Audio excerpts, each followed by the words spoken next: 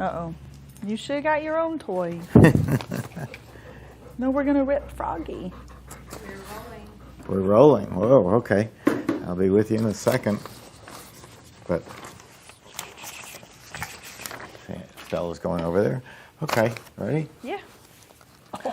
Hi, I'm Steve Thompson, president of Emery Thompson Machine. I'm Christy Brown, vice president of sales and marketing. And welcome to Questions Answered for this week. Christy, I cut mine short last week. I was going to talk about the dairy list that we have. Yes. And in that meantime, I got this email from JG. And JG says, I always enjoy listening to your videos and find them very helpful. Well, thank you. Could you send me a list of the dairies that sell ice cream mix? And I'm particularly interested in the ones that have kosher supervision. Thank you. Yes, as far as the list, we have that list all typed up. And Kendall in our office, our researcher, did extensive research to bring this up to date and talk to a lot of dairies. I'm going to mention that some more in a minute. But if you write to me, Steve at emerythompson.com, we can send that to you, or to Christy at emerythompson.com. Just out of interest, because I'm from New York, and so I learn a lot about different things around the world. Just so you know, because the gentleman asked about kosher and parv.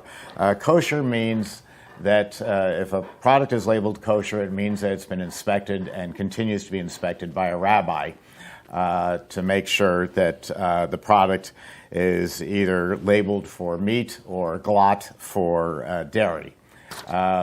Pretty much every dairy, I think, in the country is going to have this because transcends multiple religions, and it's important to know about. There's other terms you'll see on the package too. OU parv, which means it doesn't contain meat or dairy. So if you've got a product like dairy-free vegan, that's going to be parv. As long as it's also comes under halal. Halal means that there's no alcohol in it. And little things like the stabilizers are not made from meat products. So it's all important, and it'll be on the labeling. You'll find it there. One other thing, I wrote back to JG, and I said, because Kendall, our researcher, called up all these dairies and was surprised to find what I had warned her about. And what I wrote back to him was, however, when you call up a dairy and get the receptionist, you'll be lucky if they know that milk comes from a cow and not Amazon. Ask to speak to the sales manager because for some reason it must be native to the dairy industry. If you want to get information, like if you call up and you know the buzzwords from watching this show, like we want a white mix, meaning no vanilla in it, where we're looking at 12, 14, 16%. Sometimes you get the answer, well, we sell milk. So not to berate the whole industry, but do ask to speak to the sales manager. Otherwise, you're going to get the same runaround that Kendall got of them saying, gee, I don't know. That's a good question. We'll call you back someday. And that's that. Yep. So this one's a really good one. A customer wants to make peanut butter ice cream. She asked if I have a formula for it, and how does she do that because peanut butter is so sticky. I don't have a formula or a video, but I will definitely make sure that we will have a formula for that and might use it for a seminar. But the easiest way to get peanut butter or Nutella or anything like that, or a cookie butter that comes in the jar just like a peanut butter would, is to warm it up a little. Don't get it scalding hot, but you put it into the microwave or a water bath, whichever is your choice. And do it for intervals and stir it after each interval, just so make sure that the inside isn't still cold and the outside scorching hot. And then it'll be in a pourable, or at least a more softer, pliable method to pour it into the machine, and it goes right in just great. It doesn't really stick to the blades at all, not really, not any more than anything else does. And it makes a great peanut butter ice cream. I've personally done it myself because, as Steve always says, he doesn't have a machine in his home, but I do. And I like to put in they're like made by Reese's, and they're little morsels, peanut butter morsels, just like a chocolate chip morsel comes in. So peanut butter in that, and you've got a great peanut butter ice cream, and warm it up before you pour it in. My two golden retrievers here are peanut butter hounds. Yeah, and I've been saying their buzzword. Sammy can see a jar of peanut butter from a quarter of a mile away, and Stella can smell peanut butter from a quarter of a mile away. The other night I snuck into my office at home and closed the door, turned on the TV real loud, and quietly opened up the jar and quietly put the spoon, making sure I didn't touch the container, the glass. And I had some peanut butter, opened up the door, there's Stella just staring at me, like my turn. Before I go on to my next big one, for my next thing, I have two quick ones. One is July 4th is coming. This is we're almost at the beginning of June, and July 4th will be here in no time at all, and everybody loves Superman ice cream, which is red, white, and blue. So you're making, first to do an order to not have to rinse the machine, you're making your lemon ice white, and then you're making the red, which could be cherry, and then the blue ice, which could be blue ice or blueberry.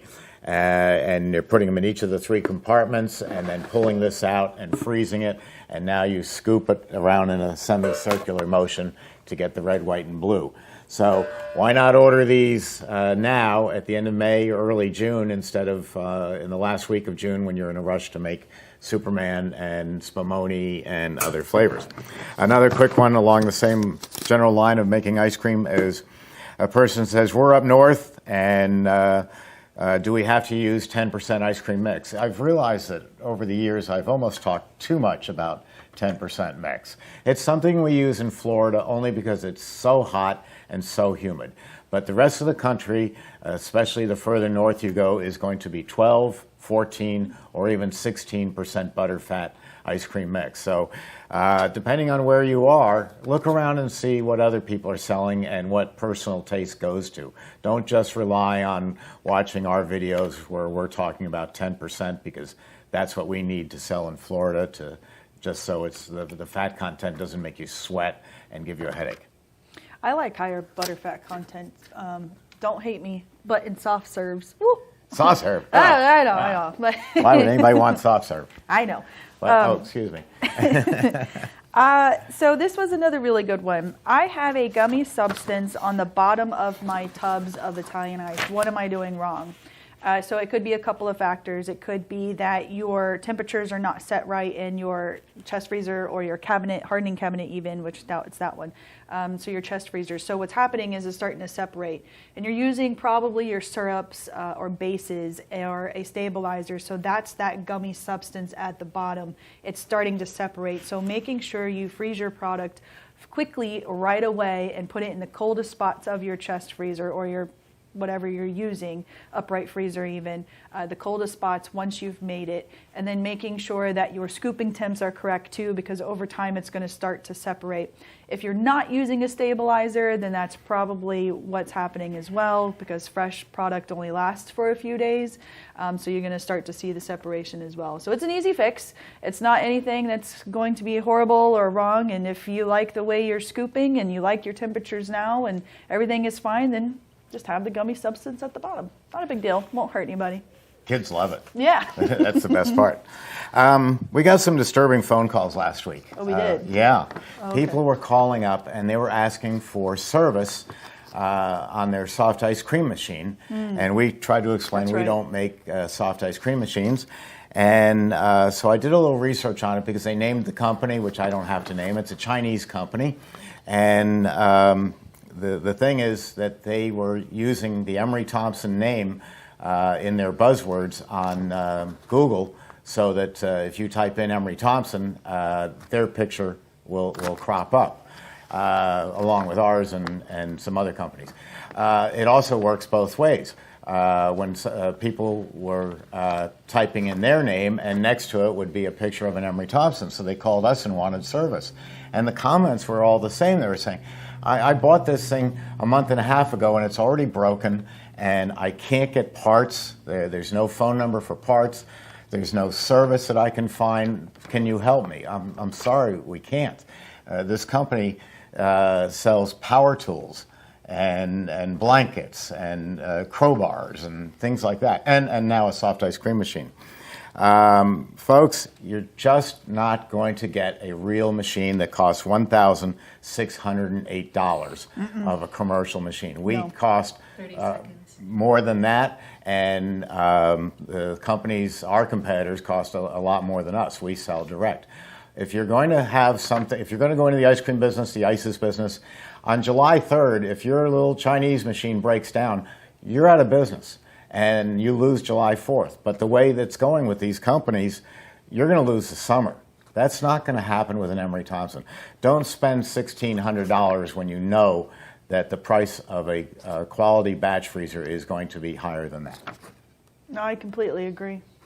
Yeah, it's the heart and soul of your business. It's why you're opening. You're opening an ice cream store. Why are you going to spend $1,600 on what's supposed to make you your living for the rest of your life and your children's life? And I just can't wrap my head around why somebody would even do that. The hats, the T-shirts, the signs Yeah. out front, they don't make the product that you sell. They all look nice. They're wonderful. You got to have them. But they have nothing to do with the actual product that you're selling. Invest in making the product that is going to make you money. We just got the note we're over time. Yeah, well, just one quick other thing, too. Okay. We still have 40 quarts in production that have made it for 3 generations of families. So that investment back then is still working to this day. And with I'll leave it at that. technology today and welding techniques, I can safely say our machines are better built than what my father was building 40 years ago. Ooh, that's some tough words there. Yeah, well, he can't come back and argue. That's it. We'll see you next week. Bye, guys. Bye.